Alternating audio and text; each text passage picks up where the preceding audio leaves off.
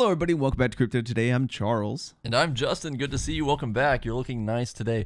As always, that's a very slimming outfit. Thank you. Well, you are wearing black and jeans, so I guess Yeah. it is accurate, even though that was not It's aimed in literally that what direction. I wear every time, though. So, I mean, Simplifies I don't know why today's things. special, but yeah. I mean, that is apparently, supposedly, what means you will found either Facebook or Apple, because you just wear the same outfit all the time. That is the only guaranteed way to start a multi-billion-dollar technology Very company. superstitious, right? What I'm doing actually right now is making sure that the video works. Oh, it does. Yep. Looks like it. Looks like according to it's Stream no, I mean Elements. like that. It's not just it's not audio, like like last time. Yeah. Yeah, that was kind of funny. But at least it let us kind of pay attention to the voice more and hear the audio, Oh yeah. because it There's kind of benefit to exemplified everything. that. Yep. Yeah. Silver lining. So you know what the silver lining for today is? What is that? Is that after this show, we all get to listen to President Trump give the State of the Union. Or we get to not listen to it. That's the silver lining. We get to choose whether or not we put that shit in our ears. Are you taking a selfie? No, I was checking. It did kind of look like it. Mid-show. Hey, guys, come check it out. Come check out our show. Yep. Yeah. You know, I have done that before, though. During the show. Yeah, like on Today's Tech back in the day. Oh, yeah. Like right at the beginning. Back when you wore the first suit started jacket for God only knows what reason. And Luckily, we hid those videos, so none and of you the guys can actually aviators. see that. It was like you had a Twitch shirt on, and then a suit jacket, and aviator sunglasses. And our show was in black and white. And my mic never worked. So it would just be me quietly being picked up through yours on the other end of the room. Yeah, it'd be Such a like good show. he'd say something, nobody would know what he said, and I would just laugh. Yeah. Like, what the hell is he laughing at? Like, oh, I that's want to great. know. Which was probably better that way, because they probably wouldn't have laughed if they actually heard me. That's true. Fair enough. But let's go ahead and jump into the prices real quick. We've got Bitcoin sitting in first place at $3,467.02. It is currently up 0.26% on the 24-hour period. XRP sitting in second place at 0.299184, down 0.28% on the 24-hour period. That's kind of funny. Ethereum in third place sitting at $107.50, down 0.13% on the 24-hour period. And for the top mover, it appears we're going to be looking at Binance Coin. That is correct. So Binance Coin is currently sitting at $7.83, up 10.5% on the 24-hour period. That is basically where we are at. So now we're jumping out of the prices and into something new. Yeah, well, something actually somewhat related to the prices that we've talked about before, Jumping but right it's back just into the kind of shown prices. back up with a little bit more documentation to back it up. Yeah. So this is an article from news.bitcoin.com, and it is entitled, Leaked Documents Suggest Mt. Gox Trustees Bitcoin Sales Impacted Market Prices. And so we talked about this last year a few times here Yes, and we there, did. but it went silent for a long time, thankfully. But it's back, and the reason now is that there are some leaked documents that are actually showing that it is likely that they were That we were selling... right. Yeah, that they were selling on the exchange and not OTC, like they Yeah, claimed that that's they were right. going to. Called it. Yeah. So, I mean, it's basically, I don't want to go too deep into it because it's something we've kind of talked about before, but basically it's the people who are currently responsible for, or Nobuyaki Kobayashi is the individual's name specifically, who's handling the liquidation of the crypto that is remaining from the, let's say, liquidation of Mt. Gox. And so they were going to be selling it over time, trying to do it in such a way that they get the max amount of value for the creditors, and without hopefully destroying the market associated with it was kind of the idea at the time. So they said that they were selling OTC back in, I think, February of last year, March. We had evidence showing that there is likely a correlation between the price drops and movements of those Mt. Gox coins, Yeah. which made it appear that they were selling it on an exchange and not OTC, because we were seeing significant price plummets at the moment that they started just flooding the market with supply. And so they came out saying officially, no, we're selling OTC and it's not touching all that, whatever. Now, this is a document that actually goxdocs.com. That's just something you could check out. Wow. Got a hold of. Apparently, they are a person or persons that are anonymous, and they kind of do their best to track what's going on with the Mt. Gox stuff and just kind of throw out. It's kind of like WikiLeaks, throw out a little bit of honesty wherever they can, try to pull the truth out of whatever's going on. And yeah, so this just kind of has actual bank documentation showing like wire transfers and stuff like that associated with exact times when we saw significant price fluctuations in the negative direction. Downside is we only have as far back as February 23rd of 2018, but it does give us a few pretty significant examples of it happening. So that's fun. Yeah, I just want to say that we called it. We did. This is true. Yeah. Yeah. I wonder if they're still selling it or what. Like, I know that they haven't sold all of it, but I don't know when the last time they sold it was or when they're going to do it again and all that. Well, I mean, in an unregulated market like crypto, in most of the world, you could probably do whatever you want. Right. Yeah. And I mean, you'd think that there would be some possibility of a lawsuit against that. Yes. I mean, because they're effectively manipulating a market, destroying a market, damaging a market, undue damage to a large number of people or whatever, that kind of stuff. I mean, it's an unregulated market, so I doubt it would go anywhere, but I could. Especially when like you had the huge jump, in price, and then the huge fall, and then a lot of people are like, I don't know what to do. I took out a loan for this. What do I do? And then Mt. Gox, dude comes in. He's like, time to sell. Drops the price even more. Yep. That probably affected the mental health of a lot of people. That's true, yeah. And then they lied about it. Globally, yeah. For sure. So, I don't know. Just throwing that out there. Yeah. Well, the other thing is there's still the guy, he was a specific creditor. He was the previous head of the Bitcoin Foundation, and he... I think he's currently got a lawsuit against Mt. Gox for like $16 billion or something. Holy cow. Something stupidly big. It's bigger than all the other creditors. So yeah, they're going to settle. Basically, for like $4,000. Yeah. Carpelos put out a like public note to him saying, hey man, right now you're not actually suing Mt. Gox. You're suing all of the users turned creditors of Mt. Gox. Like, they don't deserve this. They didn't have anything to do with it. Will you just settle for like $5 million? And that's what he said, but apparently it got ignored, and the guy's not interested. He wants to go for the big money to try and get bigger money. There's no way he's going to actually get $16 billion out of it. If he did manage that would eliminate everything for all of the other creditors. Yeah, well, no one just gets handed $16 billion, and I mean, well, they don't even have $16 billion to give, I think. Well, yeah, in all reality, but they would be expecting something large. I mean, $5 million is a good payday or something. Yeah, for sure. Yeah, without a doubt. Yeah, I mean, in most people's reality, he may not feel that way anymore. Maybe he's just like detached from reality by now. Yeah, yeah, it's like, that doesn't pay for my lawyer.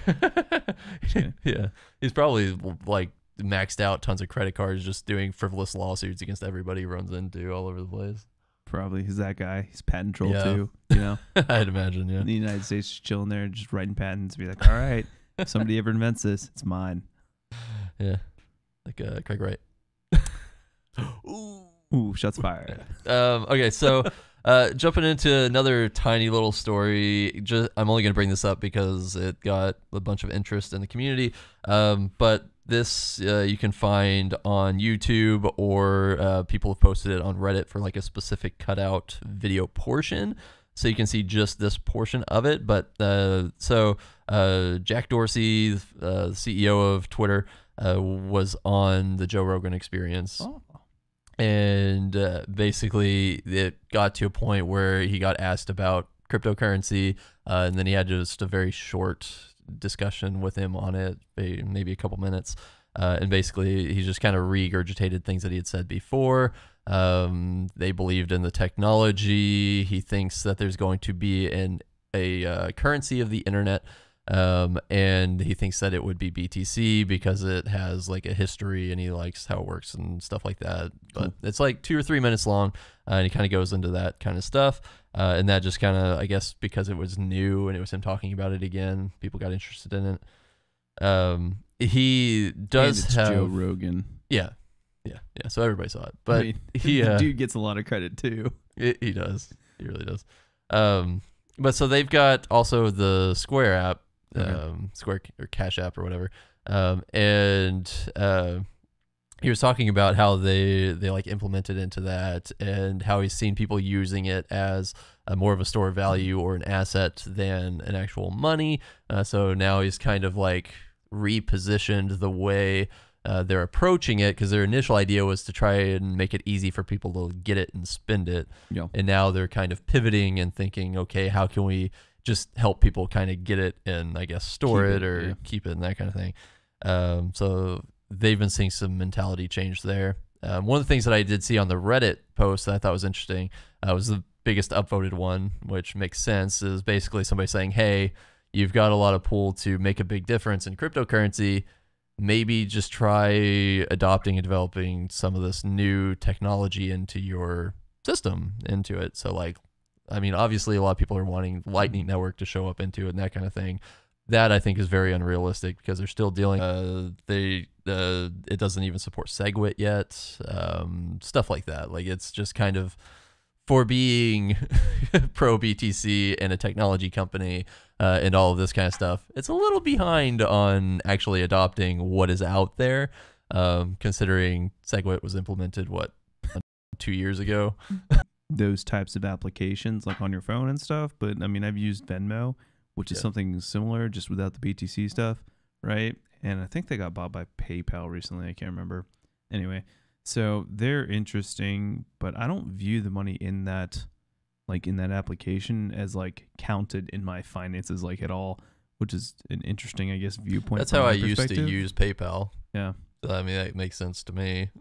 It's just kind of like it's like, you know, I have like $80 in there, and it's like, I just basically use it whenever I go out with friends or something like that. Oh, well, family.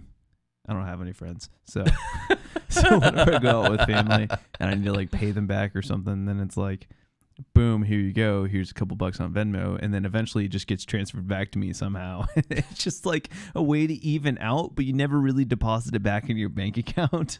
Yeah, it just stays in limbo. Yeah, I kind of view it as a gift card. Okay, it just kind of builds up there. It's a gift card that changes in value, especially if you're talking like cryptocurrency, but specifically like PayPal and just those kinds of applications. Usually I get money there from somebody paying me for something. I just don't bother withdrawing it to a bank account or whatever. Just stays there, and then I might spend it from there. You're losing money if it stays there. Well, yeah, but it's it's just, I don't know. It's a little bit different mentality. It's kind of like just giving myself a little bit of a gift, I guess. Like it's more like giving myself a gift card. I'm not going to take this and put it back into my real life where I have to like associate it with bills and that kind of stuff. I'm going to have it over here where it's kind of like, I don't really need to care what it goes to. Yeah. It's just kind of like a different mentality, I guess. It's more of like a psychological benefit for the expense of losing on inflation rates. So why don't you guys let us know what you think about those kinds of applications? Be interested to hear your thoughts. So going back to the helping people store Bitcoin, we know of one organization that recently failed to help their customers store their cryptocurrency. And if you want to go into that, that is hilarious. / also terrible. Pretty terrible and pretty funny. So, okay, so this is an exchange called Quadriga CX. And basically what it comes down to is they had quite a bit of funds on their exchange. They keep the majority of it in cold storage for safety purposes. And they had a CEO who, in his infinite brilliance, set himself up as the only solution, the only key holder to the keys of the kingdom, to all of the cold storage. Supposedly, as far as we know, that's what's happening. He went on to die in December. And, I mean, death sucks, but yeah. Well, I mean, so it gets a little bit weird, but okay. So he dies in December, and he with him dies all of the passwords that would allow them into those funds. So what was lost was, I'll give the breakdown here. 26,500 Bitcoin, as in BTC, so 92.3 million USD there. 11,000 Bitcoin Cash, 1.3 million. 11,000 Bitcoin Cash SV, $707,000. 35,000 Bitcoin Gold, 352,000. You just don't hear about that very much anymore. Yeah. Nearly 200,000 Litecoin, which came out to 6.5 million, and about 430,000 Ether, or 46 million USD, totaling $147 million in cryptocurrency. And there was also US or Canadian money, I suppose, Canadian dollar, above that. So I believe it was totaling up to 190 million total in what they owe the individuals of the exchange that they can't get out to them, apparently. So obviously, just to start, stupid security. Oh yeah. Just dude kept it absolutely all on a brain dead. treasure. Yeah. Dude, I'm just Apparently. saying. No, I'm just kidding. That was a joke. I don't know. I how mean, he kept it, may but- very well have. He was probably carrying it around with him in India where he Could you died. imagine like being those people and just looking at like a block explorer and just be like, oh, there it all is. Yeah. Can't get I to can it though. see it, It's like but it'll it's be like there being forever. in prison and there's a plexiglass wall in between. There's like 50 million guards there, and no one Mhm. has the passcode. No one's gonna exonerate you. Yeah. Now, okay, so first off, that seems like such a stupid move for a financial company, for a technology company, for any kind of company to do, especially in the crypto space. It's pretty well known that if you lose your key, you are just straight up fucked. There's no better word yeah. to use there. It's just you are not going to get it back. Been there. Done that. And so that kind of makes you question things to begin with. I mean, people are generally going to have questions about motivations behind things. Yeah. Like you jokingly said earlier, like maybe he faked his death. Like, I mean, you don't necessarily, I guess, know. They do have a death certificate. I think it would be hard to do, so that was definitely obviously a joke. I mean, you'd never but be able there's to move conspiracies those coming out. funds. So, without being obvious. Without plain, you have at least a there's 2018. some kind of version. yacht. I don't even know how to pronounce this. I think it's a Yanu 51 yacht, and of course his pet chihuahuas. So those are thrown in there. At least there's something sentimental that wasn't just like, hey, I'm wealthy. Well, I'd be pretty happy with the yacht. Oh, and then he left his frequent flyer points and rewards points. You specified that in the will. Yeah. It's basically just Actually, a it's kind of transfer funny. You wealth. can't do that because those things get pretty valuable for Dang. wealthy people like that have yachts. Well, and you probably had airplanes. an American Express, so yeah. Yeah. But yeah, so that is another just weird thing that, yes, it could definitely be. How old was he? He was 30. That is so He's young. Yeah. He died from complications due to Crohn's disease. I don't know much of anything about Crohn's disease, so I don't know what like severity level that can be. Like Yeah. I thought, It can get. and this is just perception, I thought Crohn's was more of like a long-term debilitating disease and not like a I want to. quick acting. Okay, so don't quote me on this. I want to say something about nutritional uptake in the intestines or something like that, like your inability to absorb the nutrients or something. Yeah. I know it can get really bad really fast because I have a friend with Crohn's disease who lives out in Hawaii, and like he is fit, like super fit, and like we went to high school together and stuff. And then one day he was just like in the hospital, and like you're just like, that is like the one guy you would never expect to be in the hospital. So it could be acute, like an Yeah. acute onset situation where it's just like really quick. Yeah, it just like, I think he ended up in a car accident really fast, like it affected him like really quick, and then he was just in the hospital. Okay, I was so like, that wow. makes sense then. Yeah, I mean, Digestive stuff. it's really it's a shitty situation. It's just I have a hard time for the business perspective of it. I have a hard time feeling sympathetic because that is just a stupid situation, and that is now a shitty situation for everyone else using that service. Yeah. Like he screwed over so many people in such a stupid way. I feel bad for the guy. I feel more bad for his wife because she's the one that has to deal now with the fact that he's dead. But just how do you make that mistake? And then you pile that on with filing a will 12 days before you die. And then there's another thing coming out from this is from crowdfund.insider.com entitled "Research Suggests Quadriga CX Crypto Exchange's Story of Lost Wallets Untrue." And then it goes through. There's a group called Zero Nonsense that I guess is looking into the finances with it. As Patrick pointed out, there needs to be an audit of the exchange's security practices. Completely agree. It's a little bit late for that one, obviously, at this point, but I definitely agree. You see Dave's comment. Is that a pun? Oh, Crumbs is a shitty situation. I think it is, but it's also true, which is what makes it extra funny. It's not funny. It's terrible. Anything can be funny, all right? I mean, it's pretty funny. I don't know. You sure you don't want to watch the State of the Union with me tonight? Why? I just want to watch your face the whole time.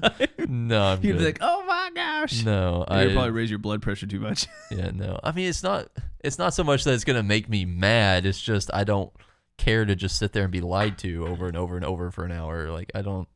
It's pointless. Okay. I'm not gonna waste my time with that. I'd much rather just exist and do things that matter and not waste that amount of time. It was a pun. Yes. Okay.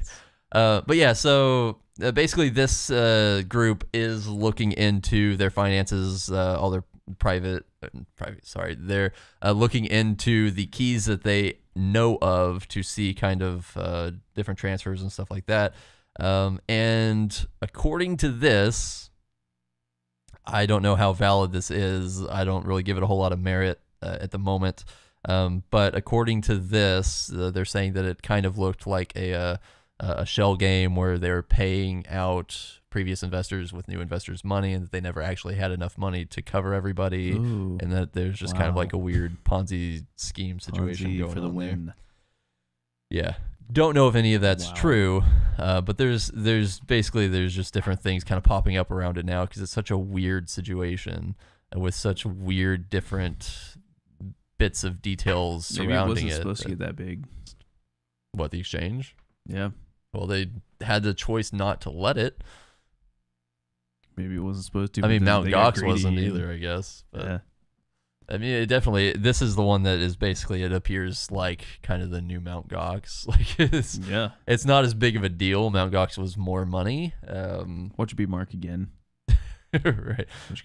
Actually, most of the Mt. Gox people would probably be pretty happy if Mark was the CEO of this one, because that would mean he passed away. Oof. If we're being honest. And no recourse. Yeah. He took all the passwords with him. I'm just kidding.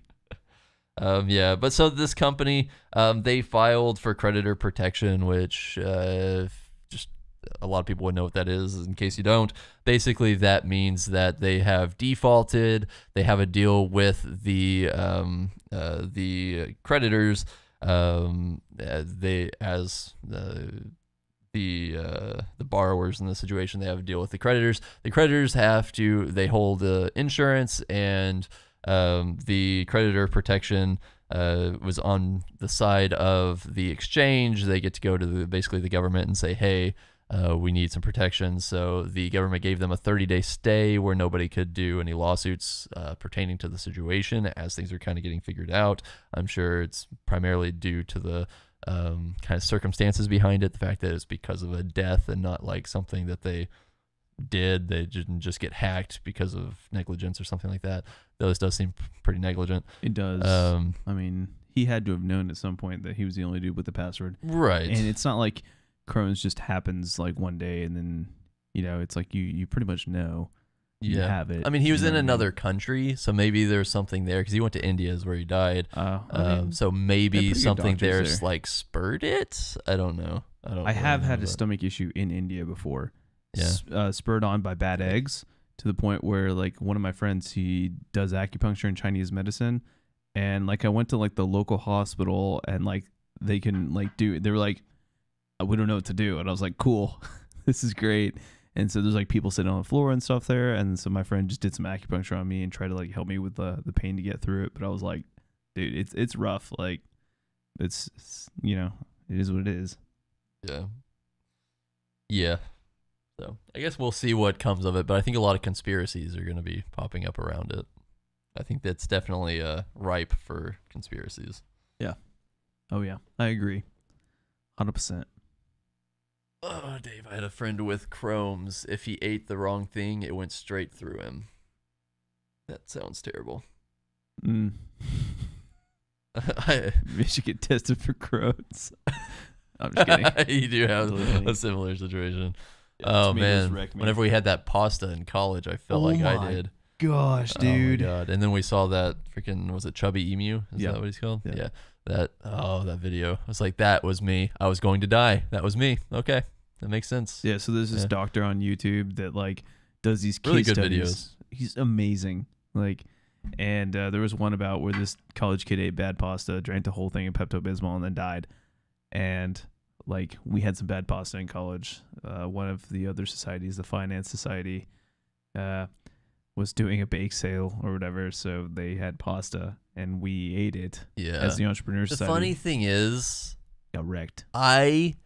the entire time I was in college, which mind you wasn't a short period, I was there for a decade. I was in college for 10 years doing different degrees and stuff. And I never would ever purchase like food, like cooked food from one of those bake sale things. Yeah. Ever. Never. The one time I put my guard down in a really stupid way, because I even remember thinking at the time, like, I hope I don't get food poisoning from this. Well, guess what? I did. And it was stupid because it was at the end of the day. We didn't even get like first thing in the morning. it was like 8 p.m. They had been there for like 8 hours probably. Yeah. It was probably the same little dish from the beginning that morning. It probably wasn't even getting heated appropriately. I don't know, man. The point was like, oh yeah, we Ugh. put it in a microwave and then ate it, didn't Yeah. we? Yeah, that's what it was. Yeah, It was got like in a screwed crock so pot. bad. And the thing Who is, knows it's how like long it had been sitting out before that even. I lived on campus at the time, and I barely made it to my house, like just barfing. I don't know how the hell you made it back to your house. You had I like a don't 30-minute either. drive. Sheer will. Yeah. There should be a movie made I'm about pretty that. sure you hit construction. It was no, seriously. I'm pretty sure. It was, and so normally that drive was around 40 minutes or something. I don't know. It was like, it was long. And then that night, for God knows what reason, almost all of my exits to get, or entrances, I guess, to get on the highway were closed. They were doing some kind of construction. I couldn't get on the damn highway. I was having to go through these back roads in Podunk country. I had no idea where I was. My GPS wasn't working. Yeah. I was trying to figure out where I was going the whole time, feeling like I was just going to explode. It took me over an hour to get home. Holy shit. And I did not break down once, but holy crap, I don't know how it happened. Yeah, it was crazy. That whole thing. I think eventually Never we like again. texted each other. And we're like, "You have this?" And you're like, We both knew yeah. it before we left, because we were walking around like, Oh. oh, maybe we can just kind of walk it off and it'll just go away. And then Keep eventually, walking like off. 15 minutes later, we were like, no, we need to leave, and we just both ditched. we just bolted. It took him an hour to get God. home. It took me like 5 minutes. I barely made it to the toilet. I don't know how you made it home, dude. I don't Without know. destroying your car. I don't know. Oh, thank you very much. Oh, it was insane. I don't know what that was, but yeah, we appreciate it, whatever that was, because we don't have the notification window up. We can hear it. It just man. doesn't differentiate what it is. So if it was a follow, appreciate you for being here. It's If probably it's a Dave giving us donation. money. That's really awesome. We appreciate the support. Dude, That's huge.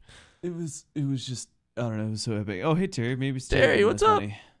Ah, college life. Says I know. Patrick. I miss it. I can- want to go back to college, but I don't. kids need to get a little bit older. Oh, I just you were like kids. Yeah. Oh, okay. I thought you meant you wanted like a rewind time. I was like, I don't want to rewind time. no. You I mean, just like, want to just keep go back learning. to college Yeah. I as just want an- the access. As to, like an older adult. I was already in college as an older adult. The funny thing is, when I started college, Yeah. I was a little kid because I was like a junior-ish in high school. And I was just like looking around like all these adults, and most of them were probably like 18 years old or something. But to me, it was like, that's an old person over there. Those are big people. And then I was there long enough that at the end, I was that old guy that was just like, might as well have been talking about a 401k while they were talking about Justin Bieber. It was funny, I but don't know how you compare Justin Bieber to 401k, but well, you don't. It's a whole different mindset. That's the Yeah, point. okay. Fair enough. We didn't have much in common, I guess, is Yeah. what I was pointing out at the end there. I was getting gray, starting to lose my hair, having kids, had a house, still in college, but I Getting loved every gray. minute You're of like it. barely gray now. I'm pretty gray. It's coming fast. Really? It's coming quick. It's coming quick. It's Shit. accelerating. It's a bad omen. I like No, I it mean, for actually. me, I like the 'cause gray. I'm like so close in age to you, but I you're think like so much older than me. That's completely dictated by genetics. Like that means absolutely age means nothing when it comes to hair loss or any of that kind of stuff. But yeah. I don't know. Okay, so what are your thoughts on BTT? Thoughts on BTT? Uh-huh. What is BTT referring to? I don't even know it. What? Hold on, let me find Justin, out. why don't you go ahead and give I me know. your I love thoughts? how you made sure you asked that question. Oh yeah, for because sure. you have no idea. I was like, or the guy who lost crypto codes to 190 million in crypto. Ah, Terry, we just talked about that for like 20 minutes, bro. Yeah, you're gonna have to go back and watch the replay. Interesting topic though. Definitely fun to talk about. JC says, hey guys, you run your own Lightning node yet? Do the Casa HODL thing or waiting for more adoption first? At the moment, I'm in between. So I'm to the point where I'm ready to check it out and use it. I wouldn't trust it with any large sums. Obviously, it's to a point where it's got quite a bit of money on it. I think we're scaling to the point where we expect over $1 billion this year on Lightning Network, which is huge. To me, it's to a point where I'm ready to use it, but I haven't had time to go through and actually set my own up. I would like to do that. There are, of course, the little ones that you could buy that have the Lightning Network node built into it, along with the Bitcoin. Why am I blanking? Node. And you do that. I think they're like $300 or $400 or whatever. But I don't really want to do that because that to me cheapens the experience. I understand it because it gives an on-ramp to a lot of people and it just kind of makes it easier, and it's a way to kind of dip your toes into it in a safer route. But I'd much rather go into the command line and set up a little server by like a little. You'd do it on your own. You'd build it from scratch. Yeah, straight up. Which takes a lot more time. So I haven't done it yet, but yeah, I definitely need to, and I want to. 100%. Yeah, your child would just destroy that. Yeah, it's gonna have to stay in the office for sure, which is off limits forever, always. My offices are always off limits. Always, huh? Yes. Yep. Fair enough. Yep. Anyway, so let's jump into another little story. This one's kind of interesting. So this one comes from ToshiTimes.com. It says Wyoming recognizes cryptocurrencies as money, and I'm going to summarize it down to just a few things. One, they introduced a bill that is going to go into play as of March 1st. And this bill basically takes the idea of cryptocurrency or digital assets and breaks it down into 3 classifications. You've got digital assets, digital securities, and virtual currencies, which is, of course, the most important one in this case. And yeah, so it's going to go live March 1st, and the basic idea being that you would be able to use it as money. It wouldn't be subject to the same tax situations with different requirements of how much you could spend before you start looking into like capital gains or whatever higher taxation rates. It's handled just as basically cash. So you go to Starbucks now. Something you could use your Lightning Network nodes on.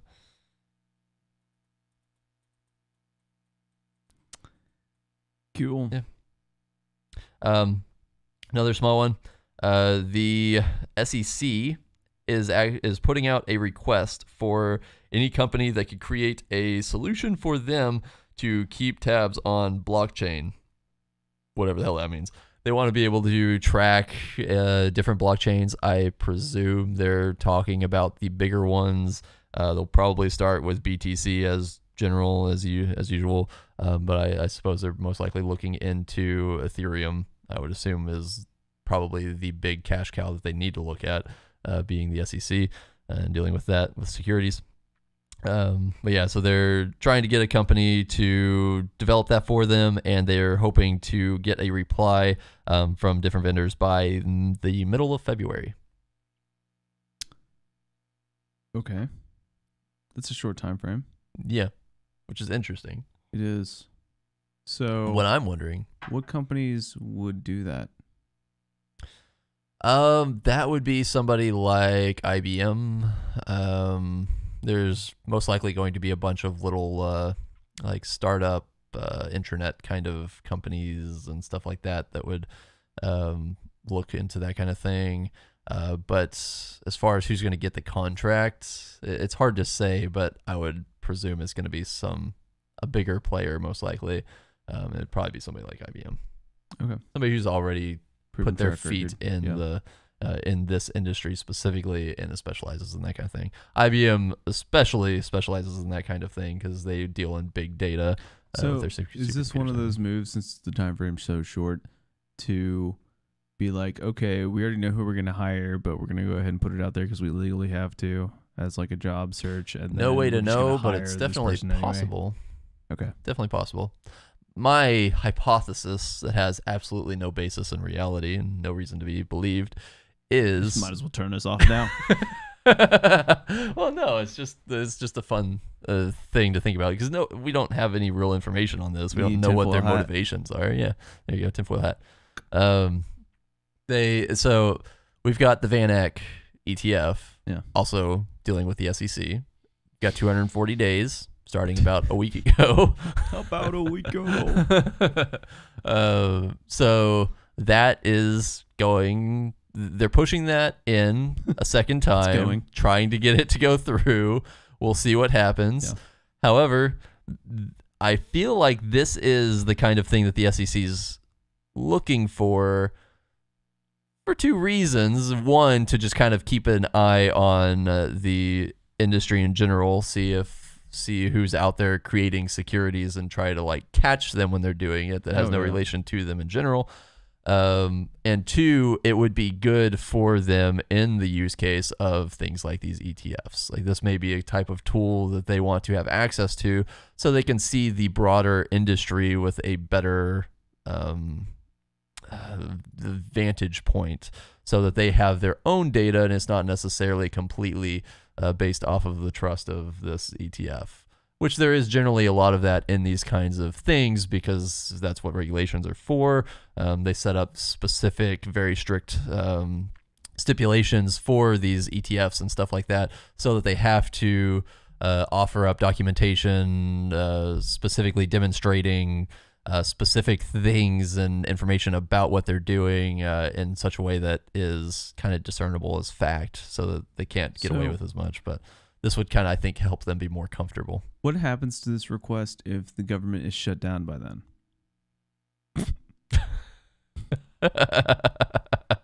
Doesn't matter. We'll be Russia by then, Charles. Oh. Since we've got our tinfoil hats on already, we might as well go into all that kind of stuff. I handed you a tinfoil hat. I did not put one on. Oh, so that's not... You think we're just going to be shut down by then? No, I have a tinfoil hat on. I'm just kidding. I don't know. I don't know where the hell this is going. Be careful. Yeah, I'm trying to think if there's anything else. Oh, there was a guy in Ohio that got caught doing a SIM swapping scheme. He was stealing money from people. Yeah. The cool thing about this story, because it happens all the time, it happened before cryptocurrency, but now it's much bigger, obviously, because there's something to be gained from it. So tip to everybody out there, you can call your cell phone providers. They're all really, really stupid, and they probably won't follow through with it. But you can set a password on your account so that when you call in, they require a password before they'll help you at all. If they actually follow up with that and do it, it works. They usually don't. But anyway, something to do just in case. Mine always does. I always forget my password. Always forget it. That's pretty nice. And so they're like, part of the problem, though, is... And then I give them my password, and they're like, that's not it. And I'm like, okay, try this one. Yeah. I think, so there's different sides to it. In store, people are less likely to do it. Over the phone, I think they are more likely to do it, especially probably now that we've had all of these big issues of major theft from this strategy. But there's also the whole social engineering situation where it's like, what's your passcode? Oh man, I can't even think straight right now. My mom, she's got cancer. I just have to get into this so quick right now. I've got like 2 minutes. And then just play on like heartstrings, and they'll let you in eventually. Like, just do that kind of garbage. And humans are really bad. Don't really have a lot of money. Got to eat next week. Okay, yeah, fine, touche. But that was different. That was us getting out of a really crappy contract that they stuck us in unknowingly. All right, that is very different. Nobody's innocent. Everybody's guilty. But yeah, anyway, so the interesting thing about this was they said that this was the indictment represents the first prosecution for SIM swapping by authorities in New York. So maybe they'll start actually being able to prosecute these assholes and make it slightly less common. Yeah. Cool. Wiping his hands off. Hand me the tinfoil hat. Stories. I'll put them away. No, I'm keeping mine. It's comfortable. All right. Set mine down. I like wearing it. Well, ladies and gentlemen, thank you so much for tuning in. We stream every Tuesday and Thursday at 6 p.m. Central Standard Time. This is the best place to find any kind of entertainment. Just any. Any. Doesn't matter what it is. Related to crypto. If you enjoyed the show, make sure you share the show with people you think would like the show, because that's the best way to support us. We don't try to monetize you. So thank you to all those who do decide to donate. We really appreciate that. But then again, the best way to support us is to share the show. If you want to communicate directly with Justin and or the show, you can message us on Twitter at Crypto Today Show. Thank you so much for tuning in. We'll see you on the next one. Yep. Love you guys. Peace.